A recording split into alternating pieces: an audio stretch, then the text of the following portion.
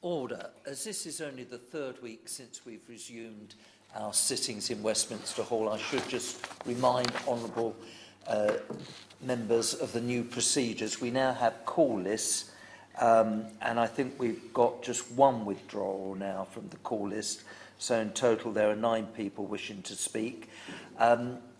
We have been asked to tell colleagues that after you leave, or before you leave, could you just sanitise the microphones? It saves the staff getting involved with that. Only members on the call list can speak, and members are not expected to stay for wind-ups, but if they could just stay for 2 speeches after they've spoken, that would be very helpful indeed.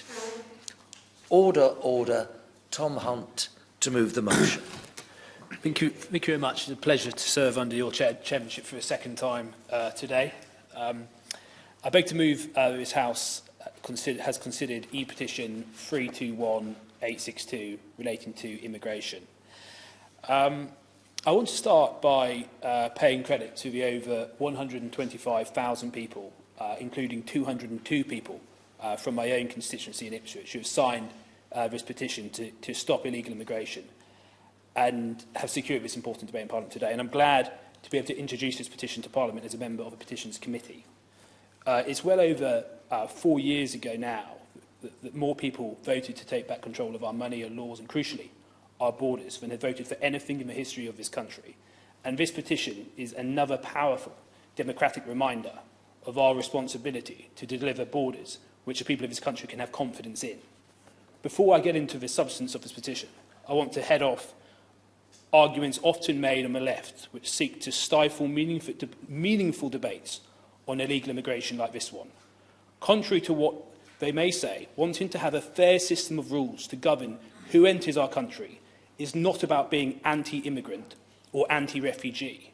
And the vast majority of my constituents who write to me about this very issue are not anti-immigrant and they are not racist. Like me, they are immensely proud to be part of a diverse town in Ipswich, which has benefited enormously from immigration and which has shown its spirit of generosity to some of the most needy refugees coming directly from war-torn countries. Last month, I visited the Suffolk Refugee Centre in Ipswich to hear some of their stories, including those who have become successful entrepreneurs in our town. Our asylum system should be based on compassion, but for this to work, it must also be based on rules that people can have trust in.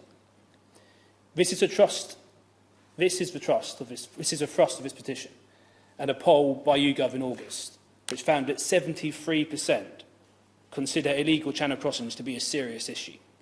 And I know from talking to people in my constituency and elsewhere that the overwhelming mood among the public is one of frustration at the lawlessness we so often see in our seas. Added to this is a vexation that a great country such as ours, which has voted to take back its sovereignty, seems to have its hands tied when it comes to controlling who comes into our island home and removing people who are here illegally. The vast majority of people in this country know that without borders, we don't have a country, and that while we should welcome the world's best and brightest and those generally seeking refuge who want to come here legally, our hospitality must not be taken for granted. Perhaps the most important word in this petition, though, is the word action. The public's patience is hanging by a thread, and we have reached the point where words will no longer suffice. Today, I want to underline how action is urgently needed in 2 key areas if we are to mend the public's broken trust in the integrity of our borders. The first is stemming the flow of people entering this country illegally, and the second is ending the abuse of our broken asylum system. I'll start with the issue of illegal entry and the unprecedented number of illegal migrants who we've seen crossing the Channel this year. So far in 2010, more than 7,000 people have entered our country this way, which is more than 5 times the number who arrived via this route in 2019. Seeing these boats flouting our laws with near impunity on almost a daily basis over recent months has been particularly difficult to take for the law-abiding majority in the UK at a time where we're being asked to follow some of the greatest restrictions on our freedoms that this country has ever had to impose. the images we have seen on our TV screens of these illegal boats arriving at our shores is a stark reminder that over 4 years on from a 2016 Brexit vote, we still haven't taken back control of our borders in a meaningful sense. The only way to prevent these illegal crossings is by sending a very clear message to everyone thinking of coming here illegally that all attempts will be futile. We must look at what the Australians did with their Operation Sovereign Borders, where they blocked all boats from landing in Australia. After the policy was introduced, the number of people trying to enter Australia illegally by boat dropped from over 2,600 a month to just over 200. We must be prepared to deploy similar safe return tactics, and I welcome the fact that the government is looking at a range of options, including learning from the Australian approach. I know the Shadow Home Secretary has said that this approach lacks compassion, but I would like to know from the Honourable Member from St Helens North today exactly how the status quo is compassionate when it fuels the evil trafficking in human beings and dangerous sea crossings that we are currently seeing, and what exactly is Labour's position on this matter, and what would they propose to do about it. It is also good that this government is working with the French to prevent these crossings, but we must also be clear that our ability to protect our borders should not be contingent on the French or any other third country being willing to play ball. We must have the capacity to act in our own national interest, and after the EU transition period has ended, we must extricate ourselves from all EU and international rules which prevent us from towing these boats all the way back to France if necessary. Sending out the message that illegally crossing the channel just won't work is also a humanitarian necessity. When the leadership of the Labour Party and others in the liberal left establishment are content to turn a blind eye to the crossings, it plays into the hands of the ruthless people smugglers who exploit these vulnerable migrants, often taking their money only to push them out to sea in unseaworthy boats and without life jackets, but with instructions to threaten to throw themselves overboard to prevent them from being picked up by the French authorities. The tragic case of a 16-year-old Sudanese boy who washed up on the French beach in August after drowning trying to reach the UK should never have been allowed to happen. And I understand another death may have happened this weekend in the Channel. Those who refuse to act to stop these crossings, or even encourage them out of an ideological attachment to open borders, are putting the people they claim to want to help in immense danger. By way of a contrast, in the 5 years before Australia implemented its zero-tolerance approach to illegal boats in 2013, 877 migrants drowned trying to make the journey, but since I understand that none have. Moving on now to our asylum system. Coupled with stopping illegal entry, we must also diminish the pull factors which are causing migrants to attempt these dangerous crossings in the first place. At the heart of this must be overhauling our broken asylum system, as these migrants know that if they're able to reach our shores and claim asylum, the overwhelming chances are they'll be able to stay for good. Less than 3% of approximately 9,000 people who have crossed the Channel illegally since the start of 2019 have been returned. And this is despite around 80% of them this year being found to have no credible asylum claim here in the UK. As my right honourable friend, the Home Secretary, has rightly pointed out as well, the exploitation of our asylum system is abetted by certain liberal sections of our legal establishment who will exploit our human rights law and submit multiple bogus claims on behalf of migrants who have already had their claim rejected to stop deportations. The spectacle we saw earlier this month, where 29 out of 30 failed asylum seekers were taken off a deportation flight at the last moment following intervention of human rights lawyers, is a clear demonstration of how a law as it stands just isn't on the side of the people it's meant to serve. I know my right honourable friend, the Home Secretary, has her finger on the pulse on these issues, especially compared to the Labour Party, who voted at their party conference last year to make this problem much more difficult by closing all immigration detention centres. By contrast, the action the government has set out in its response to this petition, like withdrawing from the Dublin regulation and the EU's common asylum system at the end of the transition period, will help us end the situation where the UK takes 3 times as many asylum seekers from the whole of the EU than we send back.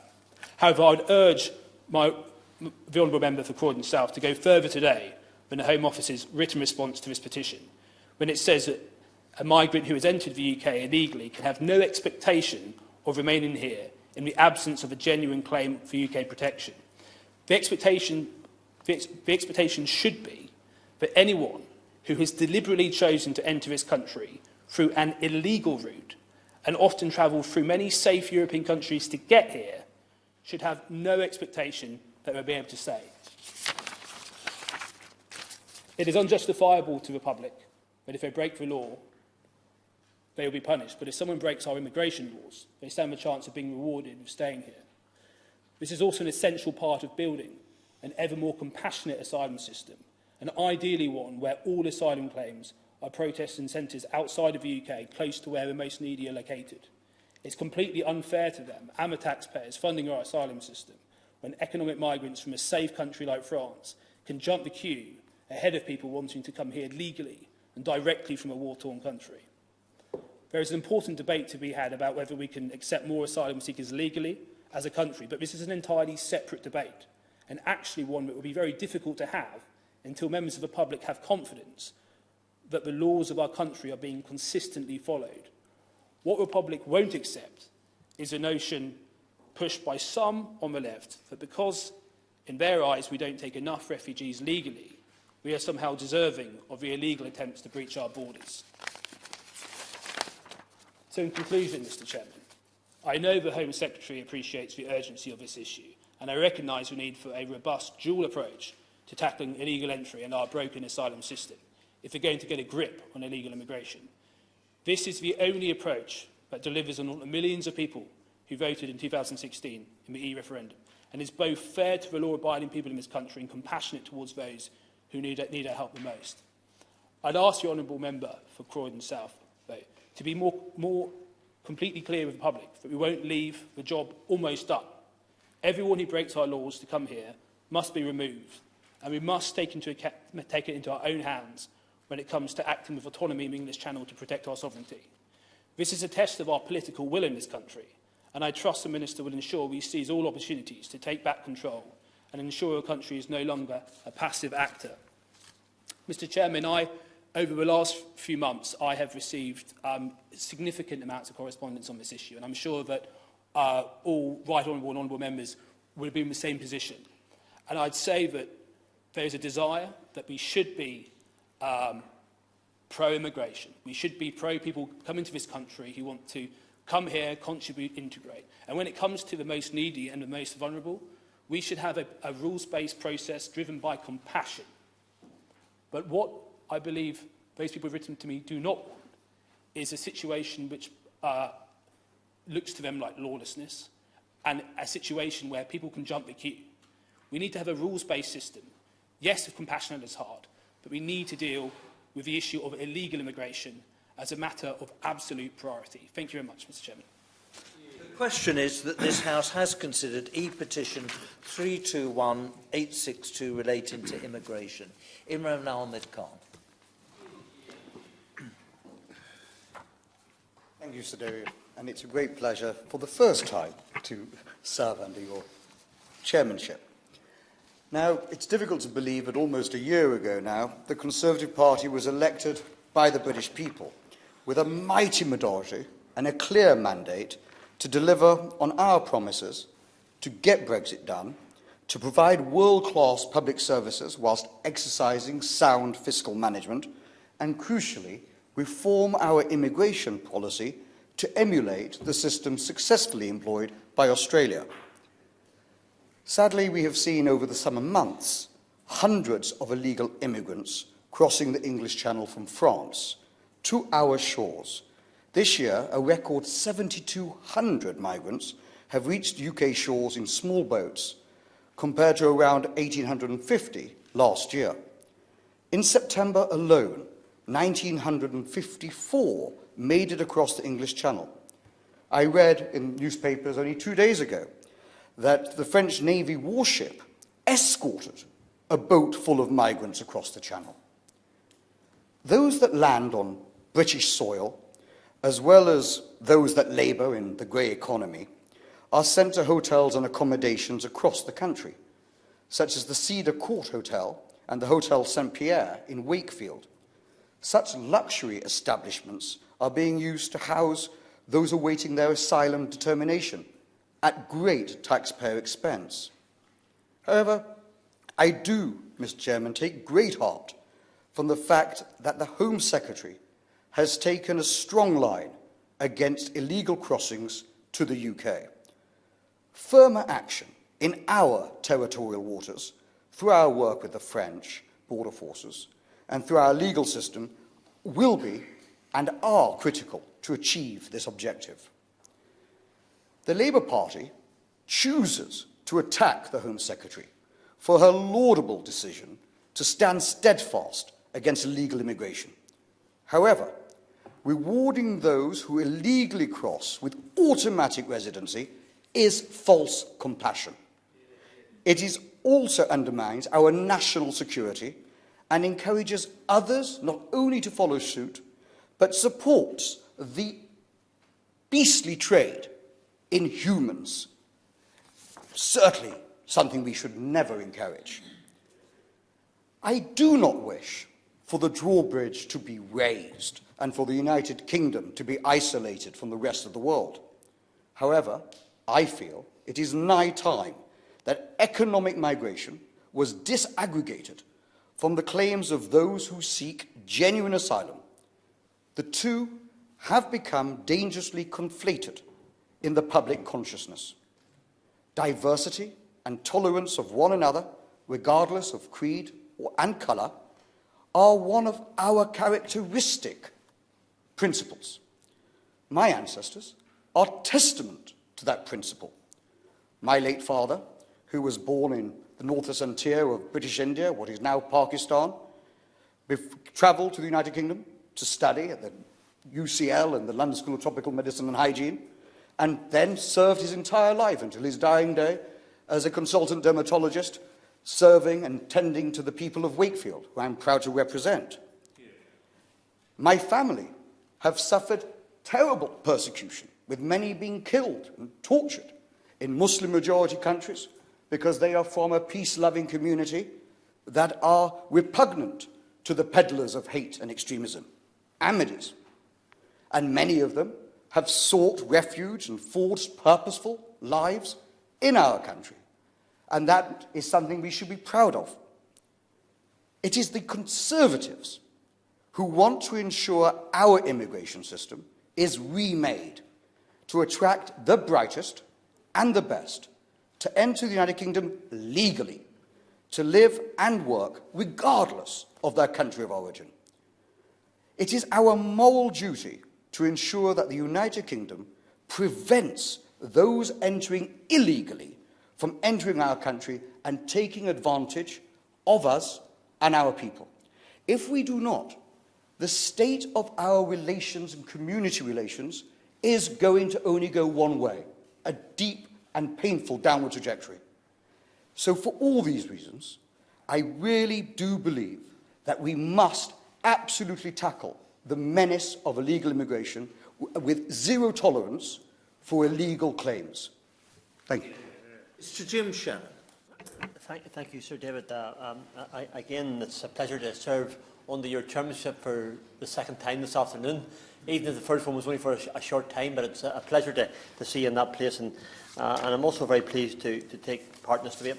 I was thinking before I came, Sir David, my thoughts will first and foremost be, Sir David, that I suspect maybe even yours, and let's be honest, probably most people in this chamber, if not all, would be compassionate to those who are in need, those who have had to flee their home due to persecution, those who, due to violence, to losing loved ones, their homes, their property, their jobs, their opportunities have been destroyed. So that's my first thing that I'm going to say. I want to put it on record. I believe that we have a moral obligation to help those in need and those who have had their lives torn apart by persecution through no fault of their own. As Sir David, as you know, and probably others know, I'm chair of the APPG on freedom of religious belief. It's something I have a deep interest in. Many others in this chamber have an equally deep interest in it.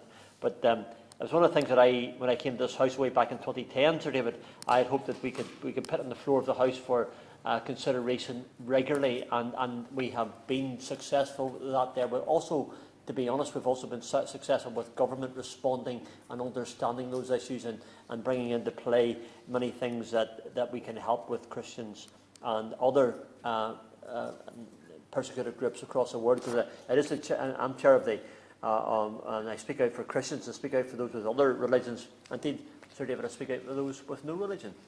The minister's in his place, and he's been to the forefront in his past job and a deep interest in this matter as well. So that's where I want to come from first. I am the strongest advocate for the retention of international aid to help those who need our help, and believe that this aid should go through projects on the ground doing the work. And this government has never ever abdicated their responsibility in doing just that.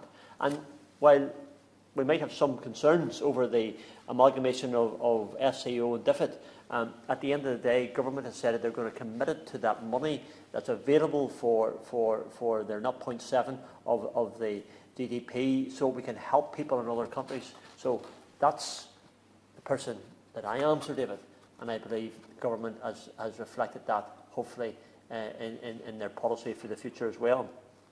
I believe that this House has a massive role to play in supporting individuals affected by persecution, but also affecting change to prevent persecution. I'm minded, and it was in my mind when I spoke to Naomi, who works to me as my speech preparer as such. She's a very busy girl. We try to keep her active, and her and I are in the very same boat in these things as well. And I'm minded as government centrally here, the Northern Ireland Assembly, back when from the regional point of view, and other local community groups, we settled 6 Syrian families in Newton Ard. I met them, and I must say it was one of those very humbling experiences to meet people who have had to flee their home and couldn't return, even though they wanted to, because their houses and their property weren't there, their families were decimated, and many of their loved ones had been killed. So those 6 families had come to live in Ards. Some of them had some rudimentary grasp of the English language, others didn't have. But the community came together, and what a joy it was, Sir David, to have the housing executive working to get them a house, the DWP working to see how we could help them with finance, and then all the church groups coming together and the community groups coming together to provide them with furniture and food and so on. And that strong relationship is still there. All the community, all of them together, everyone, government and locally, here centrally, but also within the community, working together to help them. And those 6 families are starting to integrate within the town of Newton Ards. What a joy it is, Sir David, to be able to reach out and help those who don't have anybody else to help them. And that's why it's so nice to be able to do that in a small way. I'm also, Sir David, a practical person who understands that we also have a duty of care to our own citizens in this country, which precludes any other obligation. And therefore, whilst we must help those who need help, and we have to, and we would, and we should, we need to ensure that this is done in tandem with meeting the needs in our own community, which is why that resettlement really only could really ever happen because the communities wanted it to happen as well. So it's very important that we all came together. It's a very difficult balance, but I sincerely believe that we can find this balance and help individuals whilst affecting the global change that we all want to see. I see my honourable friend, and he is my friend, by the way, in the front row here for Scots Nats. There'll be many of these debates that him and I have spoken together on many occasions, and we do understand, I believe, the need for government to work hard to make it happen. So I read the government statement in response to this debate, and was pleased to see that the French had managed, and I use these words very carefully, Sir David, had managed to stop 300 dangerous crossings from taking place. Why are they dangerous? Because people die in those crossings. There's a man just found, I'm not sure if they ever knew who he was, found in one of the beaches, and the police were of the opinion that he had drowned in his way over here. But I must highlight the fact that this is only half of the total. The other 50% were not successfully stopped. And I use these words very carefully, ever mindful where I'm coming from. As a father, my heart firstly goes out to those who are so desperate for a different life that they feel they have no option other than to cross in this dangerous way. And when we see some of those wee rubber rafts and probably wee fun dinghies that are used to bring people over, you can understand why the danger is so much. And having met, as I said earlier, some of those Christian Syrian refugees in Newton Ards and heard their stories, and pleased to be able to be involved in a small way, as everybody did their part. It's part of a big engine, Sir David. There's so many cogs in the wheel. I'm just a small cog in that wheel, but all the other cogs come together and make it all happen. It is clear we must do something to be compassionate, but we must also ensure that those claiming asylum do so in a safe way, and a way that's suitable. We have somewhere for that family to go and a hope for their future. In my short 10 years in this house, Sir David, not like yourself, who's been in this house forever, at least I think so anyway, you know. Yeah, we've been able to help many people with their immigration issues, and the ministers have always been immensely helpful, and I put that on record as well, because they always have. The minister wants to help you. He wants to try and get a solution to that problem you have, and I don't think they don't, because I would have to say that I find them always very, very helpful. But it is important that we find a way of making it happen. There are, I believe, several ways of achieving this, Sir David. And I've contacted the Home Office a number of times asking for compassion for those immigrants who have made it to our shore, and help them as much as we can. But we must also be aware that the dangerous crossing needs to be avoided at all costs, because it is just that dangerous. And even now, as we move into the winter period, and I don't know where the press is right in their stories, but they say we're going to get 15 or maybe 20 days of some of the worst weather that we've had in this time of the year for a long time. We must have a system in place which allows for application from safety in France and other nations, and ensure that those who come here do so legally and with a plan in mind, so we can help them when they come here. We have something for them to come to do. We have a job for them, or a potential job. We have a house for them. We have a community that wants to welcome them in. So I agree with the government statement that has been made, that says there are a number of legal routes for migration. Denying the use of dangerous routes from safe third countries does not deny people the right to seek asylum in these countries. And I welcome that, because that's what I want to see, a government that reaches out and tries to help, and that's what government said. We are clear that if a migrant has chosen to evade immigration control or enter the UK illegally, then they can have no expectation of remaining in the absence of a genuine claim for UK protection. But if an immigrant and a person who has fled their country and many of them that I have represented have had some of the most worst, violent, cruel, surgical persecution, both mentally, physically, socially, in a way that my heart reaches out to them. And government, and if that can be proven, which in many cases it has been proven in the ones that I've been involved with, and I must say I welcome that, then they do deserve to have their genuine claim for UK protection. But the current operation of the Human Rights Act 1998, EU's Common European Asylum System, and in particular the Dublin Regulation, make that a very cumbersome and a very lengthy process. There's cases that have been pursued for people for over 2 years, 3 years, 4 years, maybe even 5. At the end of the transition period in January 2021, however, we will be free of the Dublin Regulation and the Common Asylum System, and will be able to negotiate new return agreements on our own terms. So again, Minister, we look forward to being able to have some control over what we do and how we can help people in far-off countries. Asylum seekers entering from safe countries will remain a priority for removal, along with foreign national prisoners and those whose removal is justified on grounds of public policy, public security or public health. I'm not very apt to report on everything that's read in the paper, but I think some of us in this room, indeed probably all of us in this room, Sir David, can remember the person who was guilty of a criminal offence, was on a plane to go away, and the passengers of that plane, they spoke up and the person had to took off. I think it may have been in the press maybe last week. 2 years later, it's time that person who didn't do the right thing in every way with the criminal offence, but also took advantage of the good policies that this country has. So when I look forward to understanding how we can outwork compassion and care within a legal system which enables those who have no place to go to due to persecution, the ones that I speak for every week, the ones that I write the letters for every week, to come here and be a living, working part of our wonderful, diverse community in this great United Kingdom of Great Britain and Northern Ireland. As I often say, better together. And I look to you, Minister, to get the answer that we need.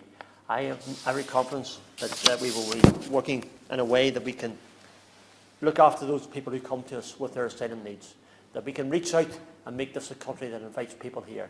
But we do need some regulation to ensure that those who come are deserving of that right. Thank you. Thank you, Sir David. I'm pleased that this debate is taking place here today, especially as illegal immigration is a particularly concerning issue to my constituents. The petition, which is what we are debating here today, was signed by over 270 individuals in Don Valley. Equally, I had dozens of constituents emailing me about the illegal channel crossings over the summer months. They were angry over what they saw, especially as many had believed that our departure from the European Union would lead us to having more, not less, control over our borders. Now, I know that some individuals, and even some honourable and right honourable members, will claim that this petition has anti-immigration undertones and even racist. Yet I couldn't disagree more. I believe that immigrants have played a crucial role in our nation's history and continue to contribute massively to our economy and innovation. Moreover, I am sure that the vast majority of people in Don Valley and those who signed the petition would also share a similar view. Yet it is also my view that the majority of people would also agree that it is essential that people come to our country in a manner that is legal and fair. For this reason, the government should do whatever is necessary to deter illegal immigration humanely. After all, we should remember that one of the main reasons people from around the world have come to our shores is because this country has a long sense of fairness, which is undoubtedly a British value. Yet what is not fair is for individuals to jump the queue, bypass those who are legitimately seeking asylum and land on our shores uninvited. While I cannot stress how much I sympathise with individuals who are fleeing terrible circumstances, those who were crossing the Channel in small boats were doing so from a safe country, France. There is no reason why they could not have sought asylum there, unless, of course, their primary concern was not to flee war, but to come here for economic reasons. This is not only unfair to legitimate refugees, but to the British people, who for too long now have felt that we have no control over who we are letting into the country. The figures speak for themselves, and they do not look good on us as politicians. Polling from September last year revealed that a mere 13% of the public trust MPs to tell the truth on immigration. It is important that we therefore listen properly to the concerns of those we represent, rather than write off such concerns.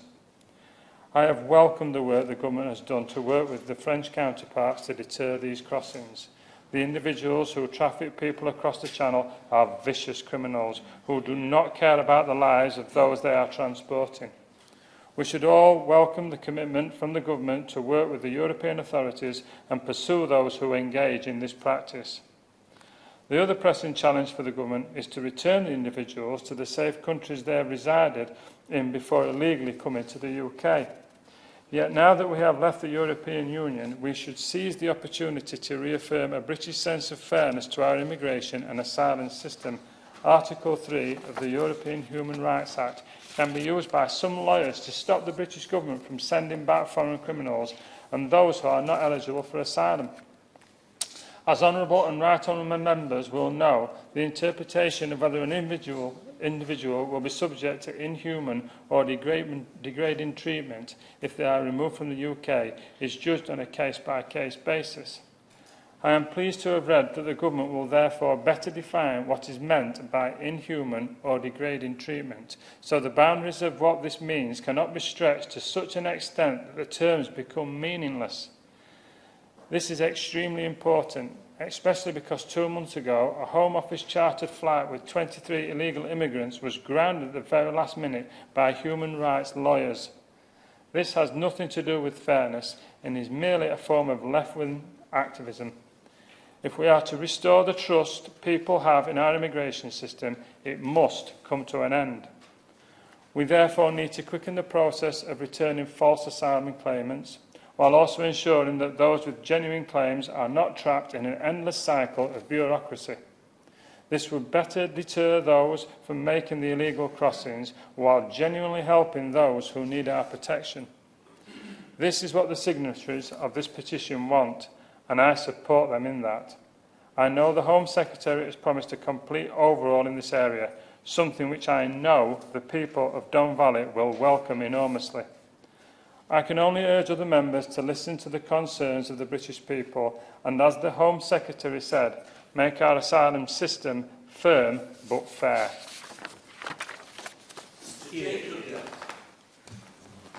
Thank you, Sir David, and it's a pleasure to serve under your chairmanship.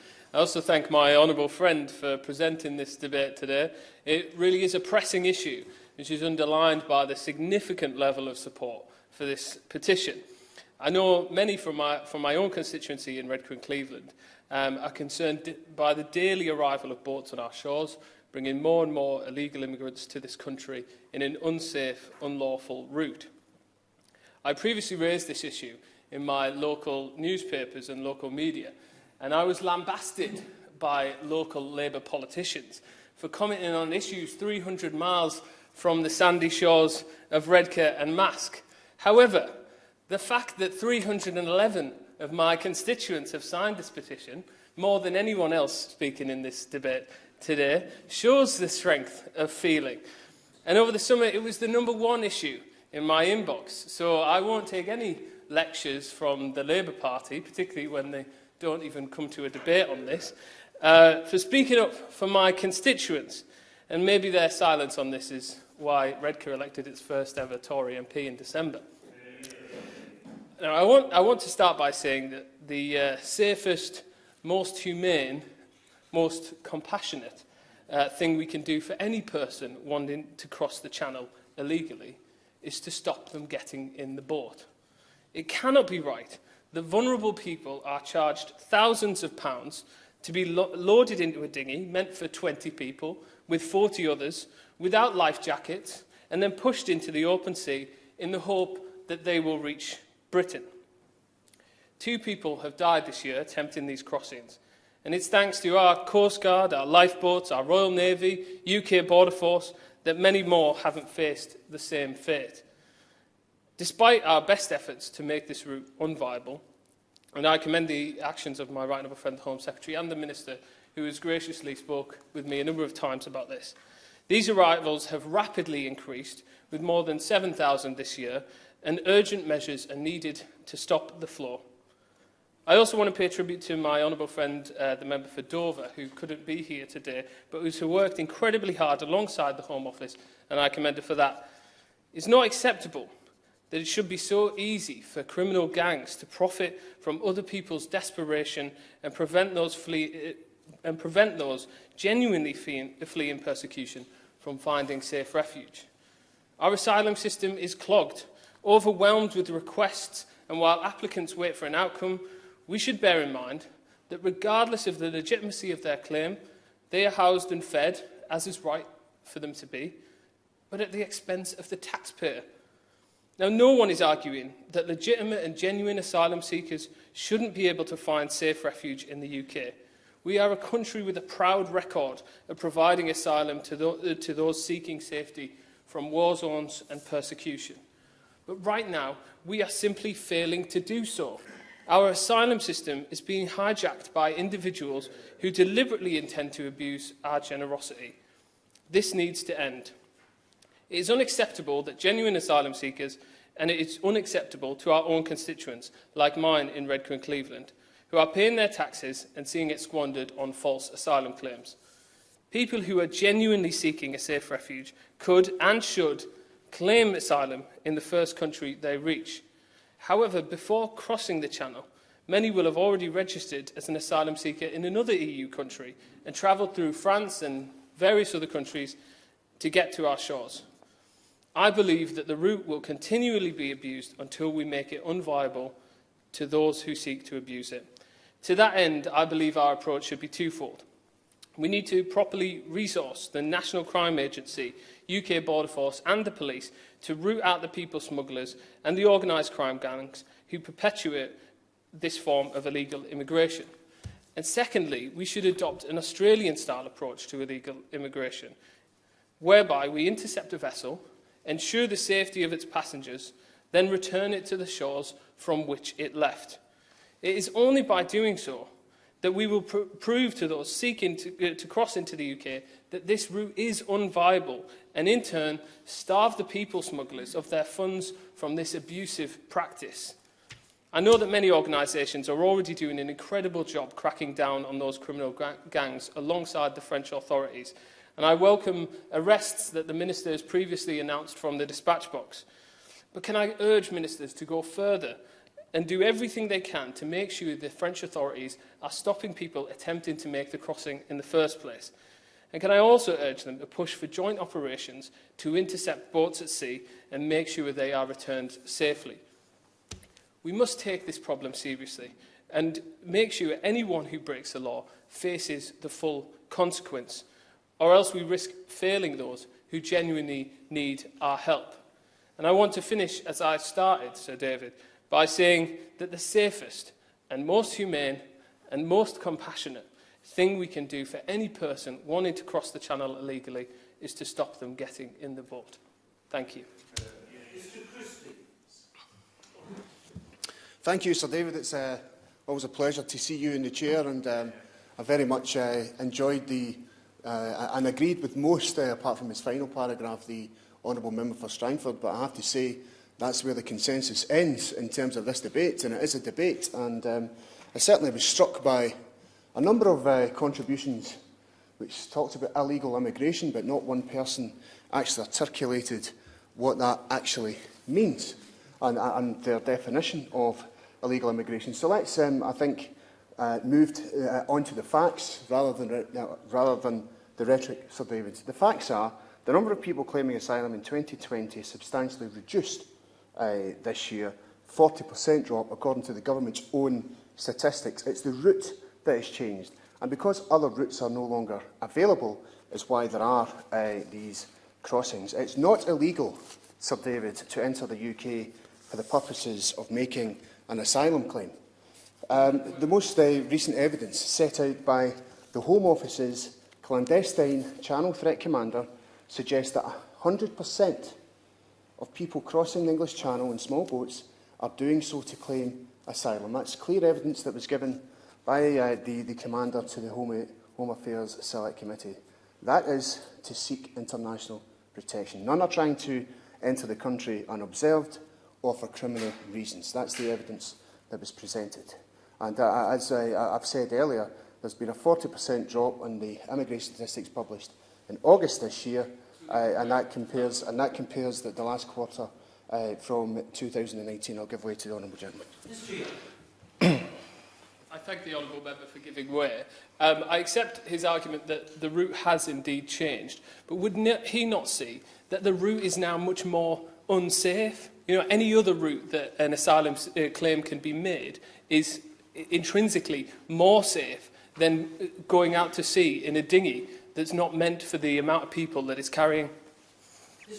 Well, I thank him for that intervention, as I'll come on to later on. The UK Government has a responsibility to provide safe, legal routes for people claiming asylum, and I'm going to come on to some of that later on in my contribution. Now, what is the legal position for people seeking asylum in the UK excuse me, after arising from France? For those arriving in the UK and make a claim for asylum are subject to international refugee law, Sir David, in terms of that right, and it's not affected by their mode of arrival or means of entry. The UK is a signatory to the 1951 Convention relating to the status of refugees and the 1967 Protocol. And how does the legal system intervene to help people being removed? I was staggered to hear, Sir David, that the legal profession in the UK has been overrun by these Trotskyite and Marxist lawyers who are stopping people from being deported. What absolute, utter nonsense, and is certainly just not the case. And I want to just explain, Sir David, for those watching this debate, what the legal system actually is that stops people being removed, because the claim that sometimes the legal system unfairly prevents people from being removed is actually a nonsense. In fact, it misrepresents how asylum and human rights law functions and its purpose. As set out, there are established processes for the removal of people in certain circumstances where their asylum has been fully heard by the UK or should be held elsewhere. I have no problem with that. I have seen individuals come to my office who have had to be deported because they've went through the system. Some of it criminal activity. Have no problem with that at all. But removals are stopped for a wide range of reasons, such as health grounds, due to trafficking concerns, and appeals protecting the rights of individuals. And where those removals are halted is because the Home Office and the Home Secretary are not adhering to the law. Removals cannot be prevented by lawyers themselves, as we've heard in some of this debate that it's the lawyers who are stopping deportations. Nonsense. The legal assistance provided to ensure that the law is upheld and, if necessary, by a court. A court of law determines whether a removal is stopped or not. And such processes have to be undertaken quickly, as applicants will not usually be given much notice of removal proceedings. That is a fact, and I can say to you, Sir David, in terms of the constituency case, what I've got, with Glasgow being one of the only, I would say, in Glasgow that takes on, the only one in Scotland that takes on asylum seekers. I'll give way, not mine. I thank the Honourable Gentleman for giving way. Now, you mentioned that Glasgow takes on asylum seekers, and you'll be fully aware, a few years ago, one of my co-religionists was murdered by somebody of Pakistani origin in his shop for being simply an Ahmadi Muslim who wished his Christian neighbours, I believe it was, a happy Easter. Now, as somebody who knows asylum particularly well, I also know the abuses of the system and people who really generally do need safe avenues for asylum. So I can tell you quite categorically, you can apply for asylum in this country through legal mechanisms. The Ahmadi community, for example, has since the 80s banned and refused, and with discipline told nobody can come to this country or any other country who is an Ahmadi by illegal measures at all. And that's why we have no... Sorry. If that was an intervention, I have to say to the honourable member, it was quite a long intervention, and there didn't seem to be a question to it. So could the honourable member just come to his point, please? Do you not agree? Evidence will dictates that people abuse the asylum system, and do we not want people here to live and work amongst us and become part of the fabric and silver and golden friends of the national tapestry who obey the rules? It's one of the characteristics of our country, and if we're allowing people coming in whose very get-go is breaking the rules, are they going to fit? Mr. Speaker. Yes, well, I thank the honourable gentleman for his second speech, Sir David, but can I say to him, can I say to him, and I'll be quick, Sir David, for time purposes, is that certainly there is a great Ahmadi community in Glasgow, of which we're very proud.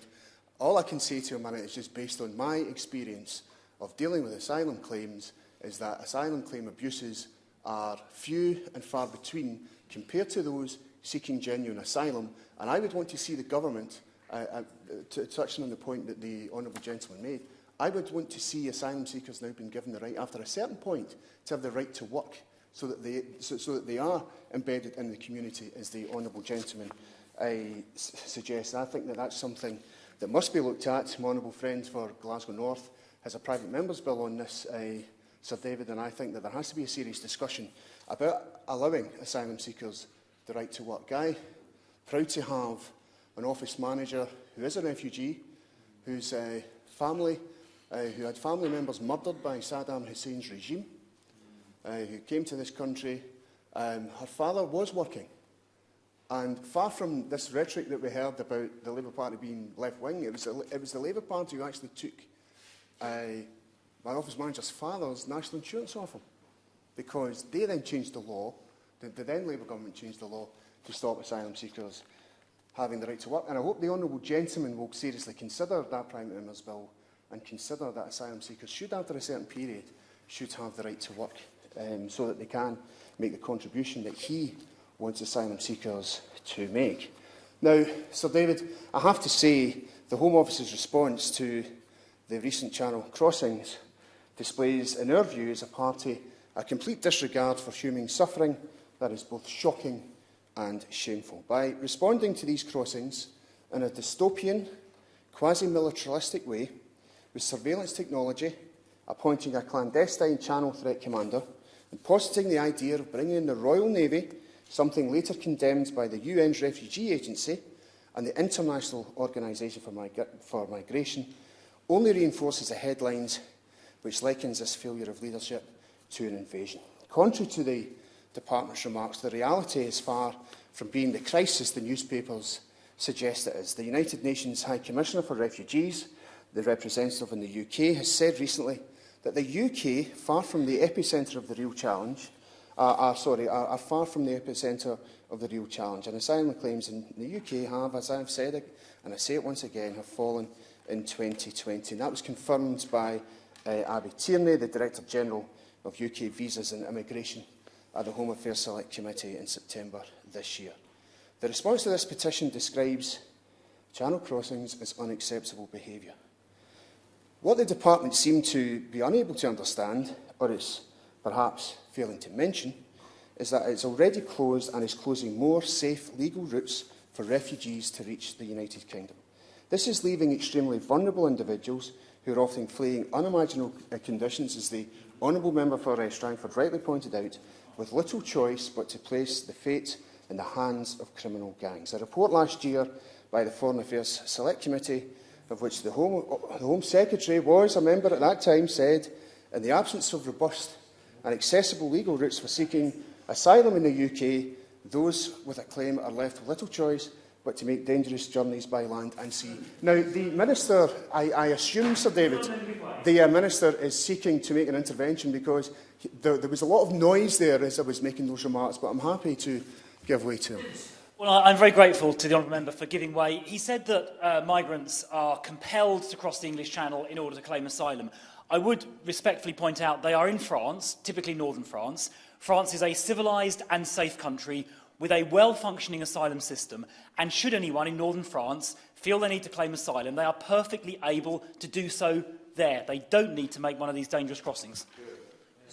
Well, that may very well be the Minister's view, and he's going to have, obviously, an opportunity to say that, and I'll perhaps make an intervention. Well, the Minister that seems to be harumphing in a sedentary position, Sir David, I'm rather concerned for his welfare. He seems rather excitable, Sir David. Perhaps you can pass him a note and have a word, just to calm him down.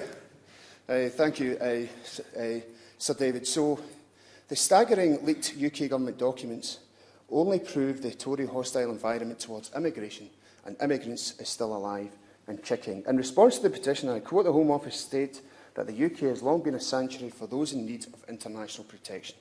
Leaked documents provided evidence that the Home Office was considering wave machines to deter boats, nets to clog boats' propellers, and the transportation of asylum seekers over 4,000 miles away to Ascension Island for processing. These are preposterous suggestions, and it shows how far that the government will go to drive home and engender the Brexit ideology that has already poisoned some of the political discourse in this country. The Refugees Policy Manager, Judith Dennis, said that the UK must treat refugees and asylum seekers with dignity. But instead, these ridiculous proposals set an unsettling precedent, firing the starting gun of a race to the bottom in terms of treating refugees and asylum seekers with any humanity and compassion. Now, Sir David, I do believe that the asylum system must be fair, it must be compassionate, but it also must be professional. And I hope that the Minister is going to answer the question that I've been trying to seek debates on, unfortunately seem to be missing out in the ballots for either Westminster Hall or on the adjournment debate, Sir David. I hope the Minister will answer today why a private company has been called in to process asylum claim interviews in the last couple of weeks. Done it in secret, Sir David.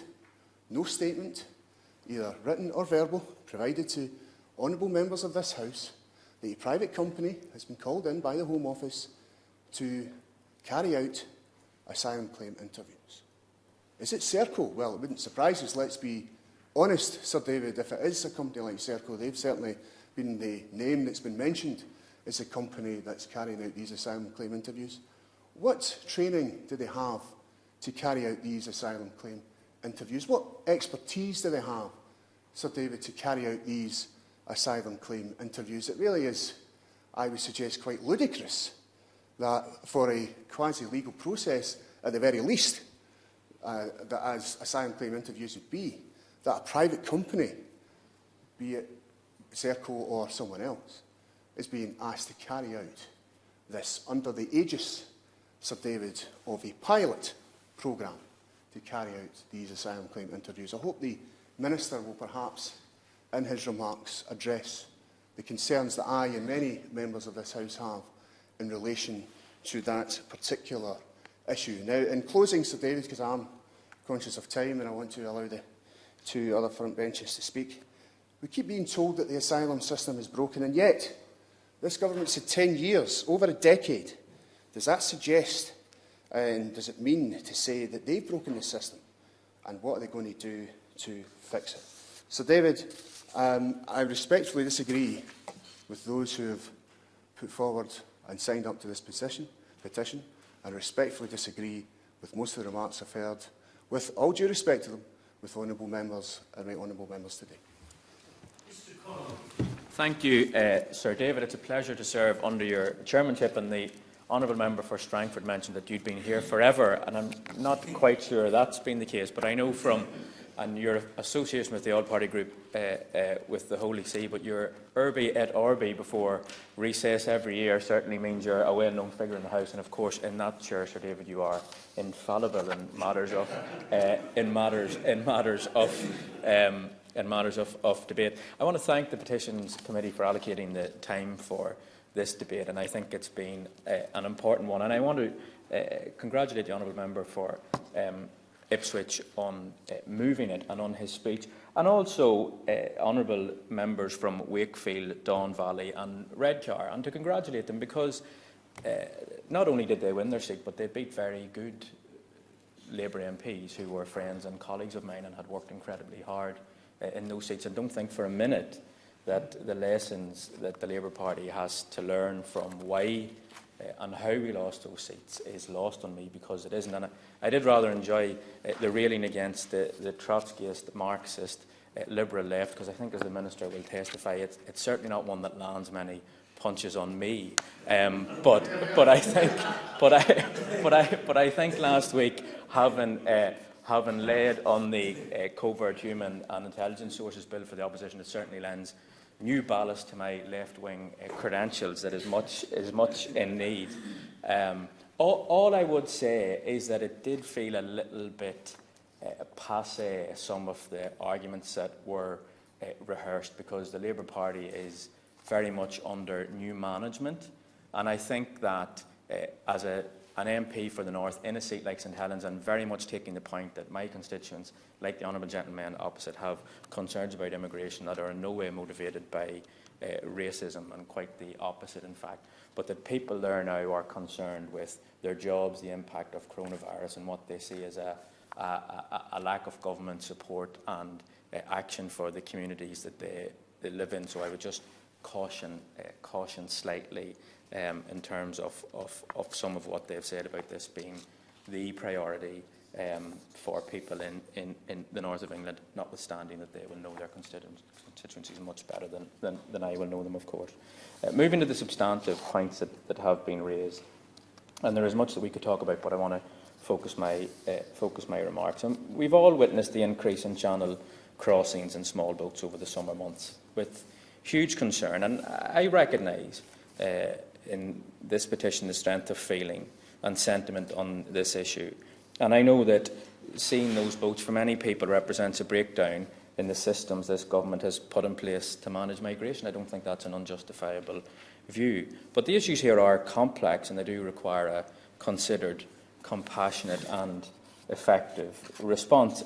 And I think it is necessary that our words and actions reflect both an understanding of the harrowing and appalling circumstances which have resulted in many individuals and families taking extreme and desperate decisions, but also prevent any further exploitation of those facing such impossible decisions by criminal gangs and traffickers. We need to ensure that the United Kingdom strategy reflects our values, that we respect the rule of law and address illegality, and ensure, though, that we can provide safe and legal routes to those who have a case for seeking asylum here. And I think there has been an inadequacy in delivering against some of these values, because what we need is that calm, compassionate and rational decision-making. But I fear instead we've had rhetoric over action. I thought this morning, as I walked my own children to school before I got on the train to come to Westminster, how dire would my circumstances have to be before I would let my family board an insecure dinghy across the channel. Whatever challenges we have all personally faced and our communities that we all proudly represent in this place have faced over the last months, I think we might reasonably conclude, all of us, that we would have to be completely without hope before it would even occur to us to do such a thing. I think points made very eloquently by the honourable gentleman from Strangford. But that is the situation that many of these individuals are in. Over half of refugees globally originate from either Syria, Afghanistan or South Sudan, countries that are completely ravaged by violence, chaos and destitution.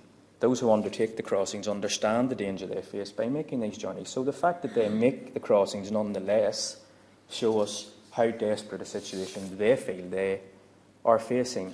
Now, I don't presume to understand all of the push and pull factors as to why people continue to leave France and seek to come to the UK.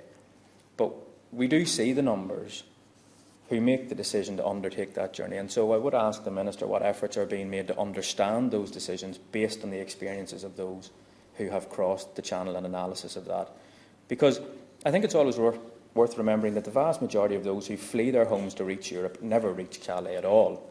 For example, Germany, France and Italy are all far more common destinations than the UK for migrants, for many reasons.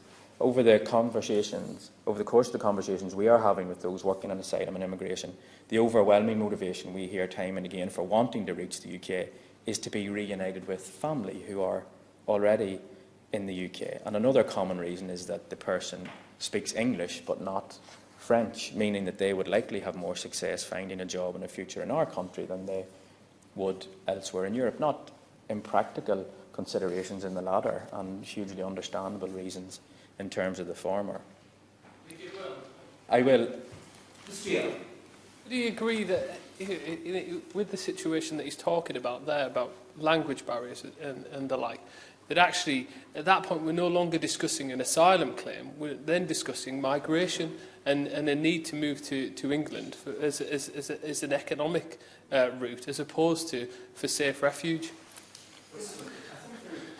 Lots of conflation and confusion around the various types of immigration we have here, but once a person has embarked upon a route to claim asylum, that is the only one open to them, because as the member for Glasgow South West says, other avenues are no longer, and so that's why it's important that it's processed through a due legal route, and one that is done promptly. And I'm keen, given the honourable gentleman's predilection to point out members who aren't in this debate, for him to be able to get back and join all of my colleagues who are in the other debate on immigration on the floor of the House of Commons, lest his absence from that should be pointed out, Sir David. But look, I would say I have been disappointed with the response of the government, and the Minister knows me well enough to know that I make that argument sincerely. I think some of this needs to be addressed. The first is the abolition of the Department for International Development. Now, arguably, doing that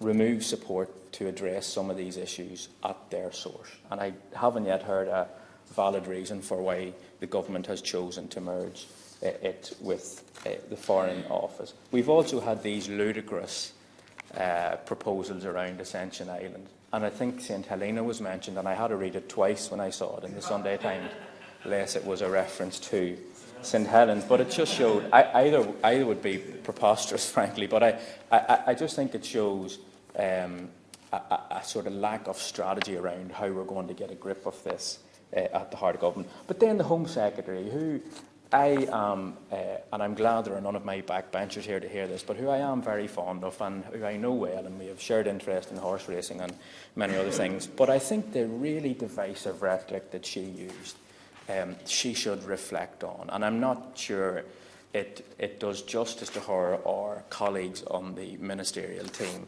to talk about those defending the broken system, the traffickers, the do-gooders, the lefty lawyers, the Labour Party. I mean, to have group lawyers and members on this side of the House, like me, with human traffickers is really offensive and insulting. And I first thought it was inappropriate, and I thought it was a bit beneath the dignity of the office of Home Secretary, one of the great offices of state. But subsequent events have proven that it's actually quite dangerous, and that it has led to incidents where lawyers have felt threatened in terms of their own safety. Human rights is not a bad word. It is something that this country has been at the cornerstone of, whether through our role in the Council of Europe, or the United Nations, or other multilateral organisations throughout the world.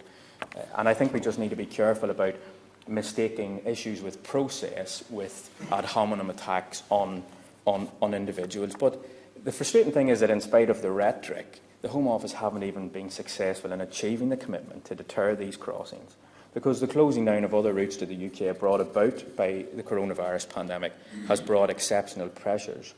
But the number of migrants who crossed the Channel in small boats in August 2020 is more than 4 times of that in August 2019. It might also be worth pointing out to honourable members who arrived here with great gusto in December that we have had a Conservative government in whole or part for 10 years. So all of these criticisms that are made about the asylum system are suitably addressed to the Minister rather than the opposition.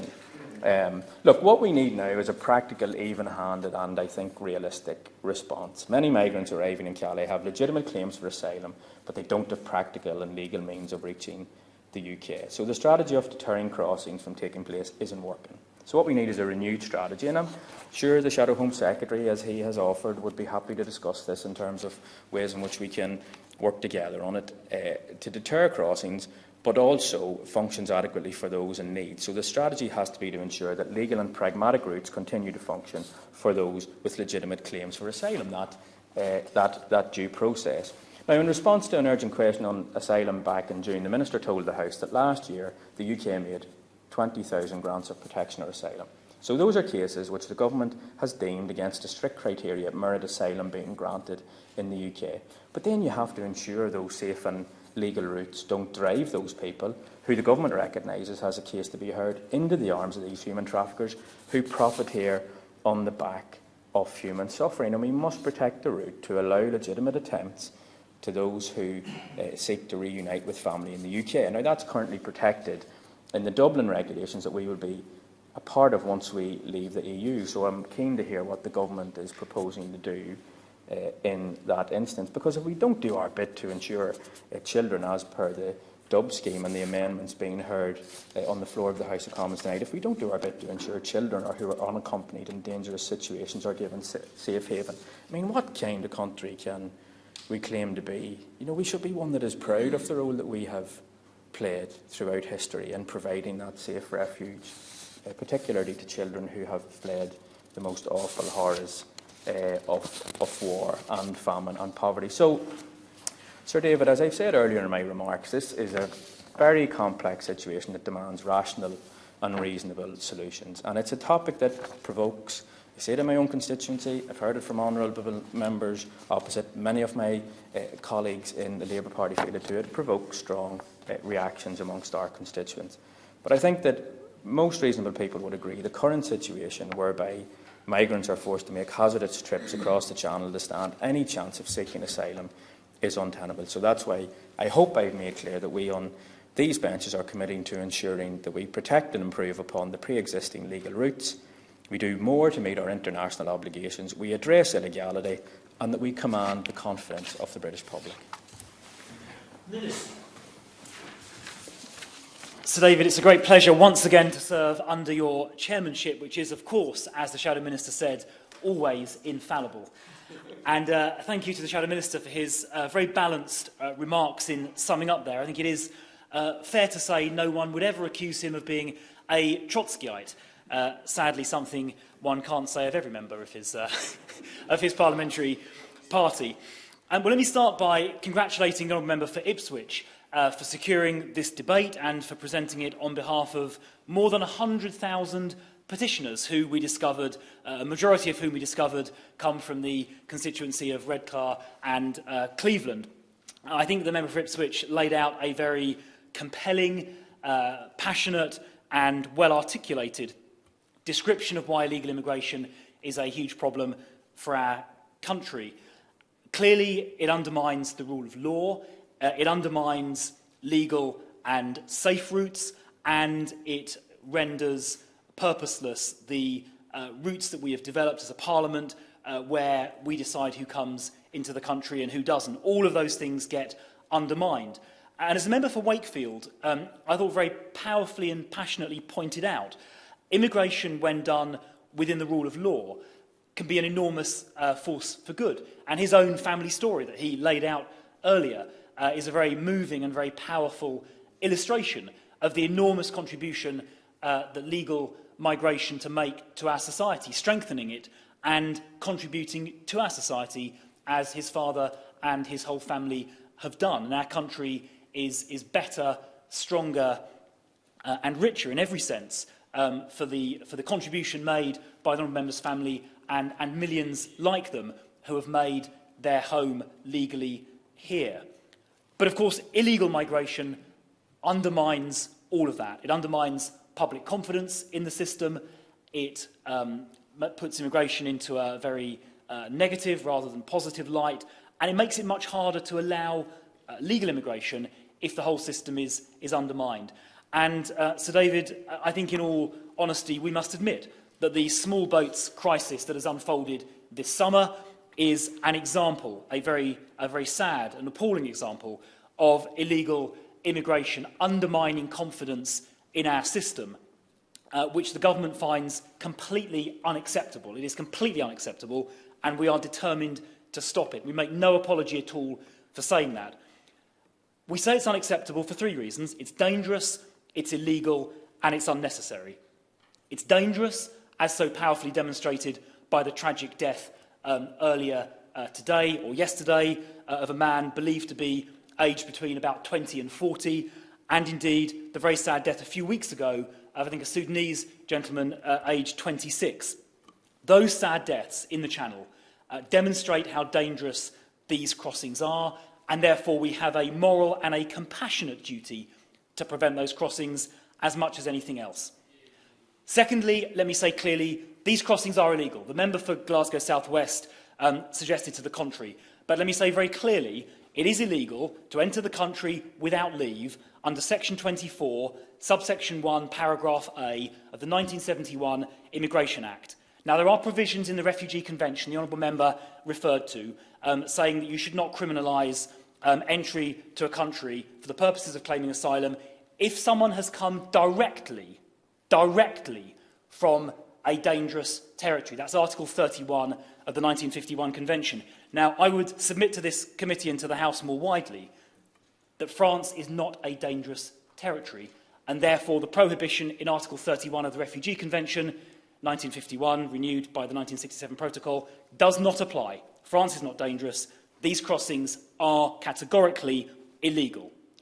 But not only are they dangerous and illegal, they are unnecessary as well, because anyone wishing to claim asylum, genuinely wishing to seek protection, can do so in one of the safe countries previously passed through. Clearly France, everybody who crosses on a small boat has been present in France, and they will typically have travelled through other countries, often including countries like Germany, Italy, Spain, and others. So there have been ample opportunities to claim asylum, to claim protection previously. Now, there may be choices as to why people might prefer to claim asylum in the United Kingdom, reasons of language and so on, but those are not reasons of protection. Those are choices rather than a necessity. So we should be clear, these journeys are not necessary for the purpose of securing protection. Now, I'll come on to the compassionate and safe routes in a moment.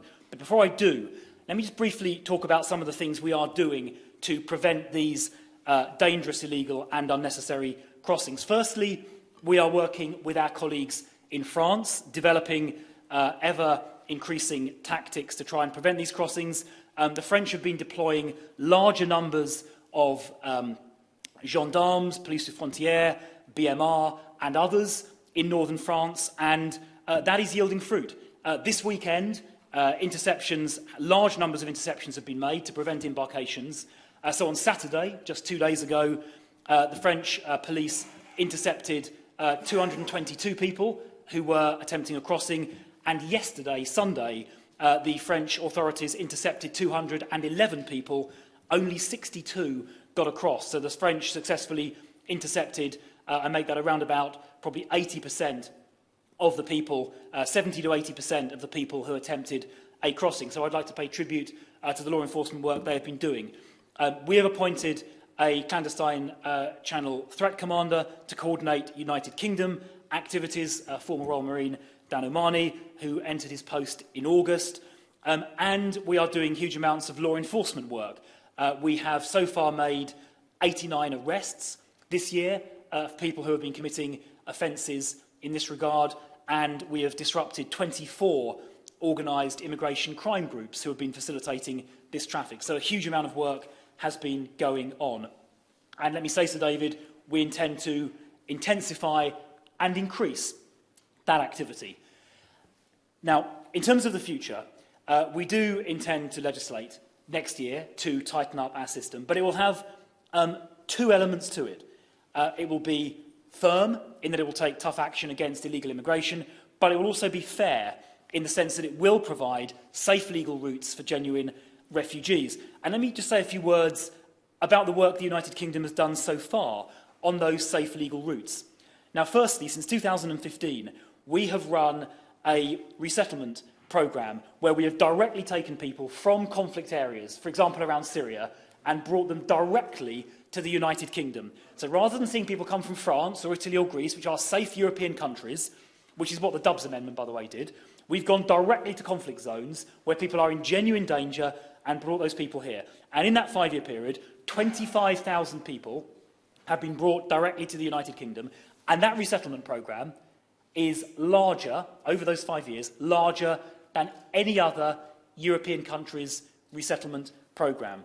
Now, the member for Strangford raised some points about that, and I must say I agree with him in the sense that the intake from that resettlement programme, which focused, as members will understand, largely on people of Syrian nationality, it did not reflect the pre-conflict population of Syria, in that Christians were very severely underrepresented. And the Honourable Member for Strangford and I led a debate, I think back in, must have been July of last year, July 2019, on the persecution Christians suffer around the world. Indeed, Christians are the most persecuted group of any globally, and I would like to see our future resettlement activity better reflect the persecution that Christians suffer around the world.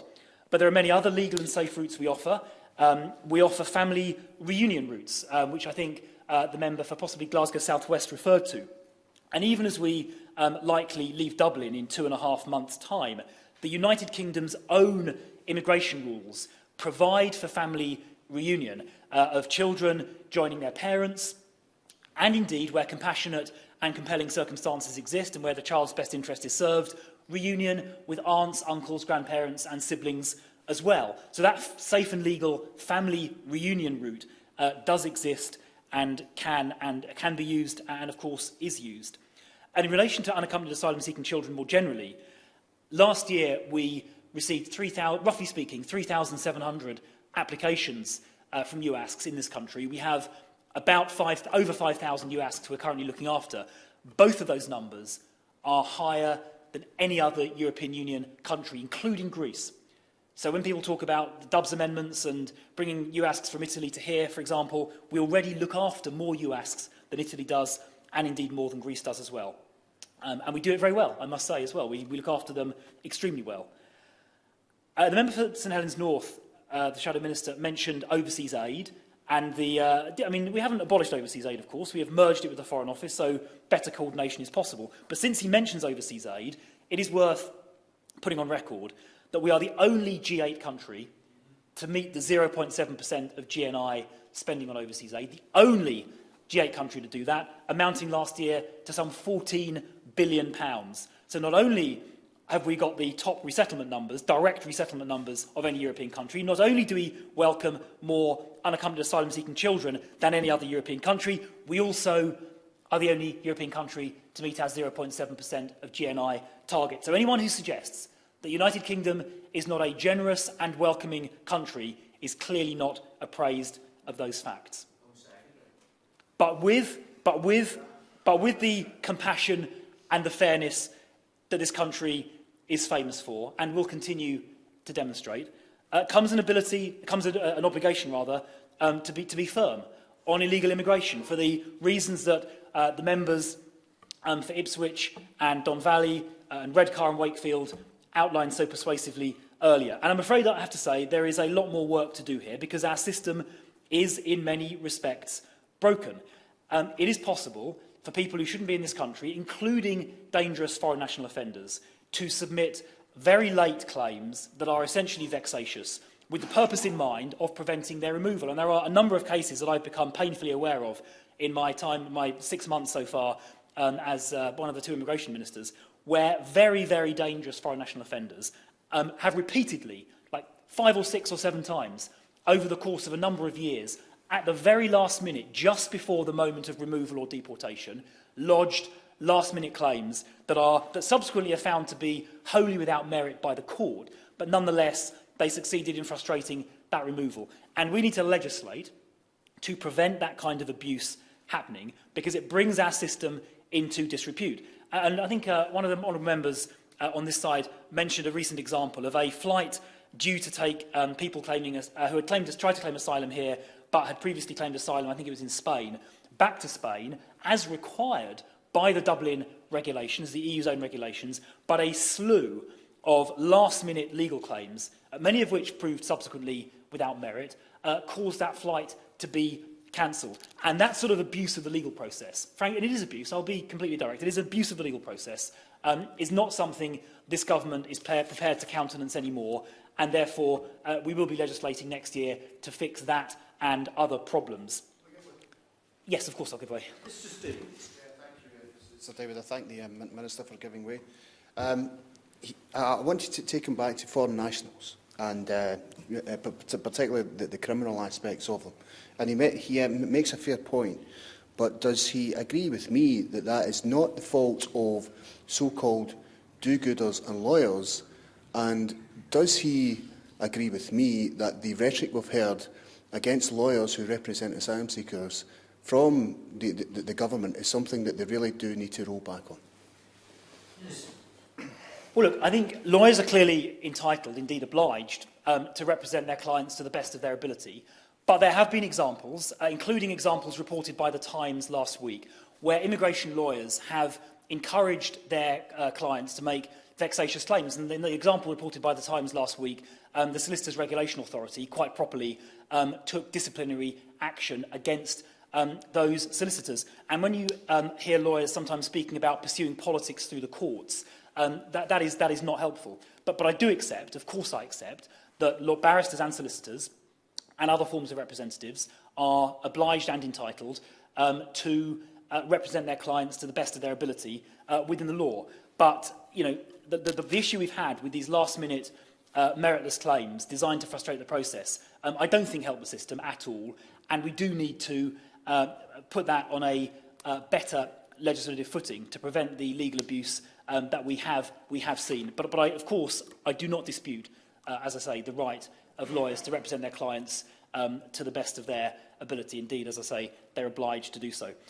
So, David, I don't wish to detain the committee any longer, given that the main event is happening on the floor of the House as we speak. But let me just reiterate that the government is determined to protect our borders, determined to end these dangerous, illegal and unnecessary crossings, determined to end illegal immigration, but at the same time to ensure we are fair and compassionate And those who are genuinely in need of our protection around the world do receive that protection. Mr Hunt, to wind up the debate. I'm struggling to turn this on. I hope it's on now. It's on now. It's turned itself on. Well, I'd like to thank all of the honourable and right honourable members who have contributed towards this debate today, particularly the Minister for the statement that he's just made. I have discussed this matter before with the Minister. I've had the benefit of having discussed it with you before, and I am confident that this is not a simple thing to deal with. It is complex, and it's not straightforward.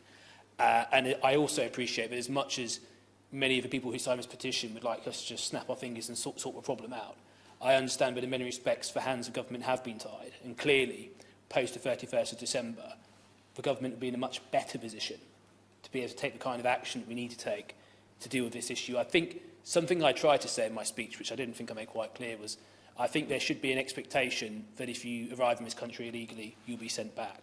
I mean, ultimately, there is a legal process to go through, and if you have knowingly rejected that process and not followed it, then frankly we have to ask ourselves the question, are you that different from anybody else who knowingly breaks the law? And in my view, the answer to that question would be no. I also think that many of honourable friends have also made a point that there is a fact here.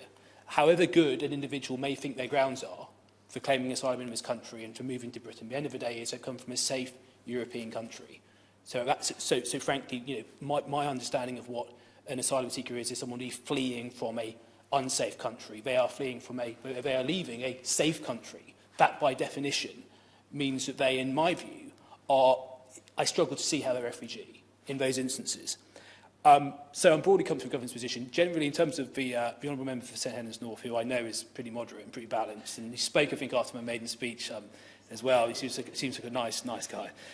But I would say, in terms of the under new management point, well, we'll see. Because ultimately, I think that the government, to deal with this issue effectively, will have to take some pretty robust action. And there will be some things that come through this House, an asylum bill, etc. And it will be interesting to see.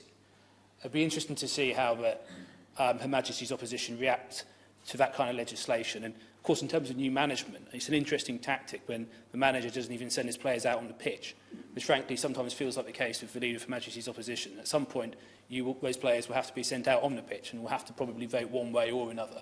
I don't think abstaining is a long-term strategy, and I think it's a long parliament, and time will tell. Anyway, I don't want to be too, political, but very clearly I have been. Thank you to all petitioners who signed this petition. It's a very important issue that matters to millions of people up and down the country, and thank you for all the members who contributed, for your wonderful chairmanship, which is... I've had the privilege of, twice today. I've been very spoiled, and Minister in particular for a robust statement, which I think was reassuring, and I think it would be reassuring to many of the people who signed this petition. Thank you very much. The question is that this House has considered E-Petition 231862 relating to immigration. As many as are of that opinion say aye. Aye. To the contrary, no. I think the ayes have it. The ayes have it. Order, order. Colleagues.